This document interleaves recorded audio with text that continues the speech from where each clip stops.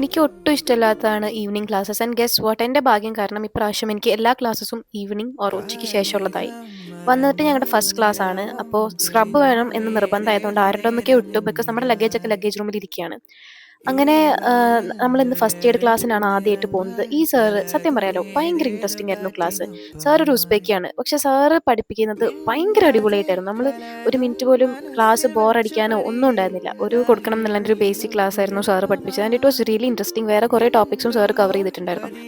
സദ്യ കഴിഞ്ഞാൽ പായസം പറയണ പോലെ സ്ക്രബ് ഇട്ട ഒരു ഫോട്ടോ അത് എനിക്ക് മസ്റ്റാണ്.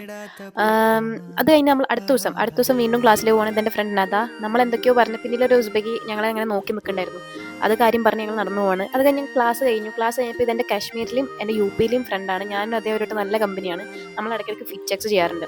ദിസ് ഇസ് സബ. എനിക്ക് സബേനെ കുറിച്ച് പോസ്റ്റ് ചെയ്ത സമയത്ത് ഒരുപാട് റിപ്ലൈസ് വന്നിട്ടുണ്ടായിരുന്നു. സബ എവിടുന്ന, പാകിസ്ഥാനിയാണോ കശ്മീരിയാണോ? സബ കശ്മീർ എന്നാണ് വരുന്നത്. ആൻഡ് എൻ്റെ ഏറ്റവും നല്ല സുഹൃത്തുക്കളുള്ള ഒരാളാണ് സബ. ഇതെൻ്റെ റൂമിൽ നിന്ന് പുറത്തേക്കുള്ള വ്യൂ ആണ്.